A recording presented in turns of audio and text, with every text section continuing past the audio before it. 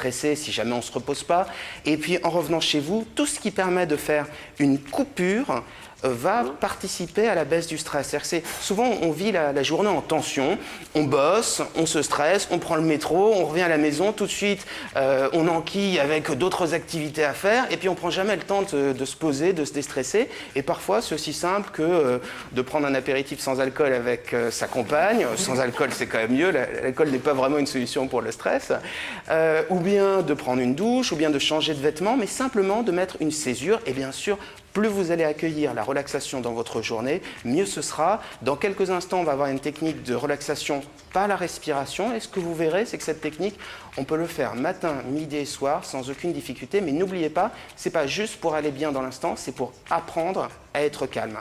Et ce qui est assez dingue, c'est que la relaxation, bon, ça existe de tout temps, ça existe dans toutes les religions, dans toutes les cultures, mais dans la nôtre, c'est presque inexistant.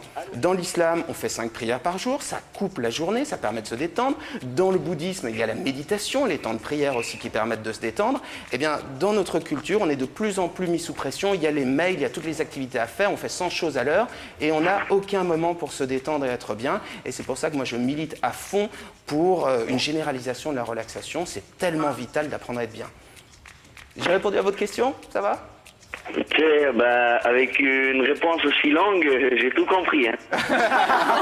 Alors, c'est à la fois très gentil, ça dit que je tchatche un petit peu trop, mais c'est très gentil quand même. Merci beaucoup. Merci d'avoir posé la question. Je voudrais passer une dédicace, s'il vous plaît. Allez-y, Starsky. Il n'y a pas de problème. Allez, on vous écoute. D'accord, donc je voudrais passer une dédicace à ma grand-mère Gouloumba, à Thérèse, à Bébert, Et à Pavla, à Volia. Et voilà, c'est pas mal. C'est déjà pas mal. Hein. Bon, on les embrasse également. Emmanuel. Merci Starsky. À bientôt. Merci, au revoir. Donc si vous aussi vous voulez poser des questions avec des réponses longues ou pas à Benjamin, n'hésitez pas. C'est pas trop longtemps. Il faut me dire, il faut m'interrompre, il faut dire voilà, tu causes trop, reviens un peu sur terre, prends une respiration, déstresse, et je m'arrête. Moi par exemple le soir je regarde, vous avez du talent avec Kelly et Jackie, ça me détend, ça me déstresse, ça me fait rire de temps en temps. Je regarde, voilà, c'est bien, c'est ma manière à moi. C'est pas mal, ça vide le cerveau, c'est bien, mais un petit peu de relaxation, je milite pour ma paroisse. Hein. Je prêche pour ma paroisse, mais ça fait vraiment du bien d'apprendre la relaxation. Ça se passe on fait où de la relaxation? Uniquement dans son bureau, à la maison? On peut le faire dans le bus? Il y a des enregistrements. Et surtout, on peut le voir avec un psy quand on en a vraiment besoin pour adapter justement les outils de relaxation au profil de la personne et voir de quelle manière l'utiliser. Tout à l'heure, on voyait la méthode Jacobson, on contracte tous les muscles. Cette technique, par exemple, on peut le faire 3 fois par jour, matin, midi et soir, comme toute bonne posologie. Et après, ça permet, j'ai perdu mon micro tellement je suis enthousiaste, et après, ça permet vraiment de se détendre et d'apprendre à être calme. Et puis là, ce que je vous propose, c'est on va voir tout de suite une technique de relaxation par la respiration. Je vous explique déjà pourquoi on stresse quand on respire mal. Et ensuite, très bien, une posture digne. Vous ouvrez le plexus. Alors, pas la peine de faire semblant d'être zen ou de préparer au yoga. La position du lotus, ça ne sert à rien. C'est un peu du cachet. Non, alors, pas de prétention. En fait, apprendre à être calme, c'est très, très, très simple. Imaginons. Le plus souvent, quand vous êtes stressé, eh bien, votre respiration va plus vite. Quand votre respiration va plus vite, il y a trop d'oxygène dans le sang. C'est ce qu'on appelle l'hyperventilation. Vous respirez mal, vous avez l'impression d'être stressé, de ne pas respirer tout à fait. Et vous avez raison, vous respirez trop, mais vous respirez trop vite et d'une manière pas assez ample. Et quand il y a trop d'oxygène dans le sang, les muscles se tendent, le cœur s'emballe. Et alors, ce qu'il faut savoir, c'est que simplement ralentir le rythme respiratoire, ça permet de détendre les muscles, de ralentir le cœur.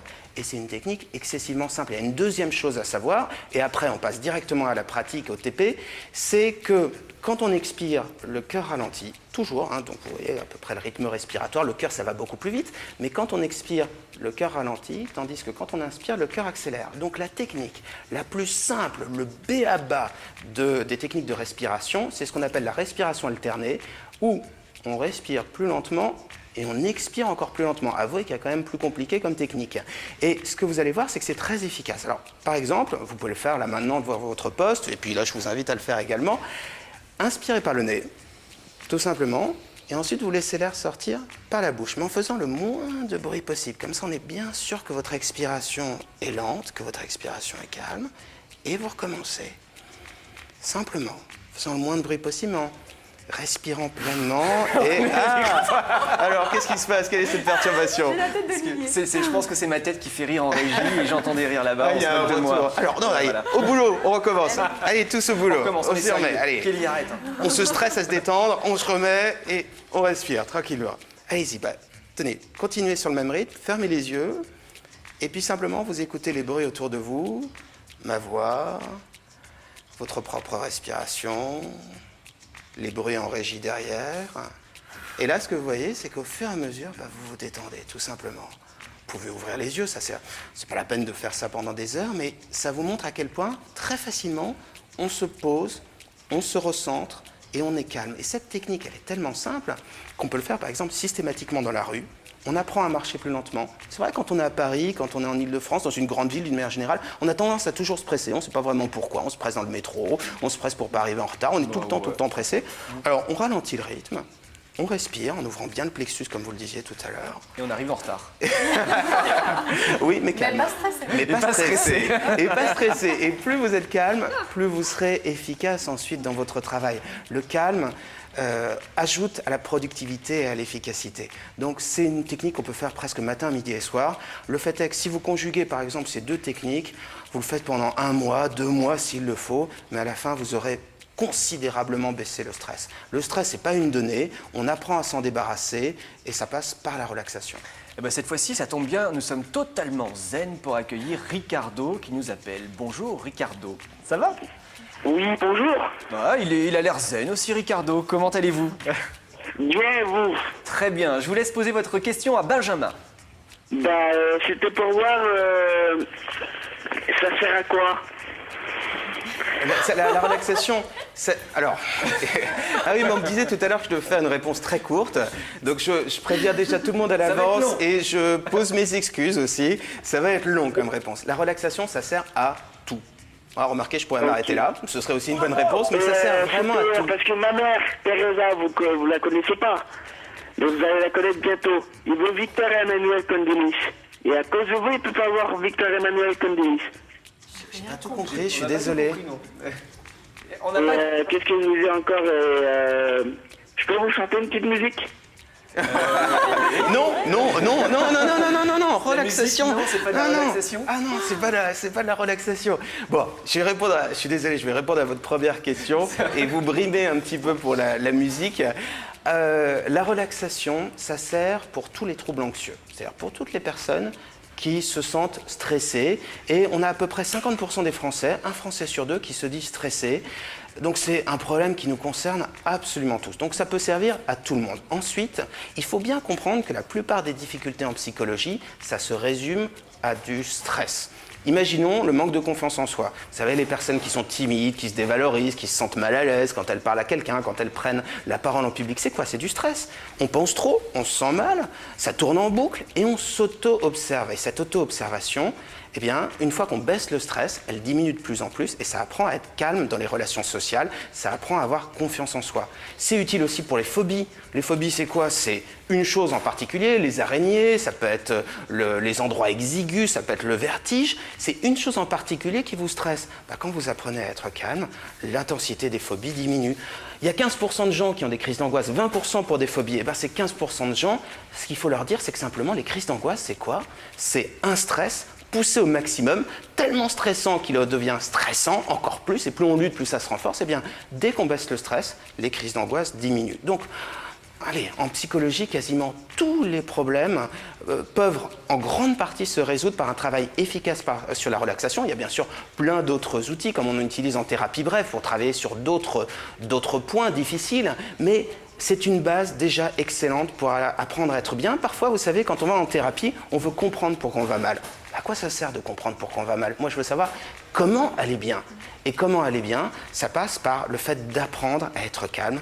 Et apprendre à être calme, ça passe par la relaxation. Je crois que j'ai fait une réponse un tout petit peu plus courte. Ouais, c'était très bien. C'est bien? Merci super. en tout cas Ricardo. Merci beaucoup, peut-être qu'il va Ricardo. participer à Vous avez du talent pour la prochaine fois. Alors, la meilleure manière d'apprendre la relaxation, c'est d'aller voir quelqu'un, un psy par exemple, acheter un bouquin, comment faire? Franchement, tout est bon à prendre. J'ai pas de préférence. Si la personne présente une pathologie, une difficulté psychologique forte, évidemment, il vaut mieux aller voir un psy. On gagne du temps, c'est personnalisé, c'est plus efficace, ça sert de cadre aussi. Mais d'une manière générale, tout est bon à prendre. Simplement, il y a plusieurs règles. Il faut pratiquer beaucoup. Donc, utilisez plutôt des techniques simples. Et il faut essayer de pratiquer ces techniques avant les moments où on est stressé. Il y a beaucoup de personnes qui sont tendues toute la journée et qui seulement en fin de journée font un petit peu de yoga, font un petit peu de sophrologie. Mais à quoi ça sert?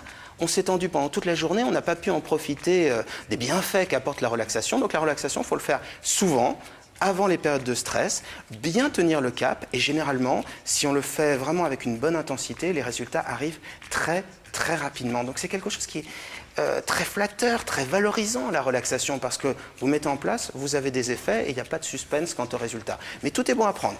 Les vidéos, on en parlait tout à l'heure sur psy-coach.fr, mais il y en a plein d'autres qui existent et qui sont très bien.